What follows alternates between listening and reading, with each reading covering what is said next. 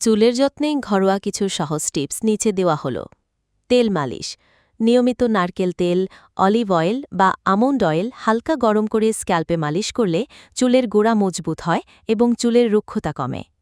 ডিমের মাস্ক। ডিম প্রোটিনের একটি চমৎকার উৎস।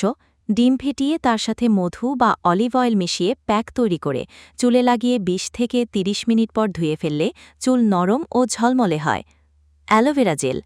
অ্যালোভেরা জেল সরাসরি চুলে লাগিয়ে কিছুক্ষণ ম্যাসাজ করে নিলে চুল ময়েশ্চারাইজড হয় এবং খুশকি ও শুষ্কতা দূর হয়। মেথি বীজ।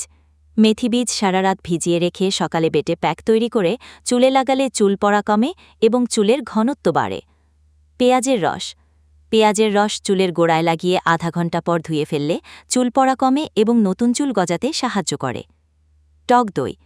টক দই স্ক্যাল্পের পিএইচ লেভেল ঠিক রাখে এবং চুলের রুক্ষতা কমায়। Green tea. গ্রিন টি ঠান্ডা করে স্ক্যাল্পে লাগালে চুলের বৃদ্ধি ঘটে এবং চুল পড়া কমে। পর্যাপ্ত পানি পান করা। প্রতিদিন পর্যাপ্ত পরিমাণে পানি পান করলে চুল ভিতর থেকে আর্দ্র থাকে এবং শুষ্কতা কমে। শ্যাম্পু করার পর কন্ডিশনার ব্যবহার করা। শ্যাম্পু করার পর অবশ্যই কন্ডিশনার ব্যবহার করা উচিত, যা চুলকে নরম এবং মসৃণ করে। চুলের যত্ন নেওয়ার জন্য সঠিক শ্যাম্পু ও কন্ডিশনার ব্যবহার করা। চুলের ধরন অনুযায়ী সঠিক শ্যাম্পু ও কন্ডিশনার ব্যবহার করা উচিত। এগুলো সবই ঘরোয়া পদ্ধতি, যা চুলের স্বাস্থ্য ভালো রাখতে সহায়ক। তবে কোনো সমস্যা গুরুতর হলে অবশ্যই বিশেষজ্ঞের পরামর্শ নেওয়া উচিত।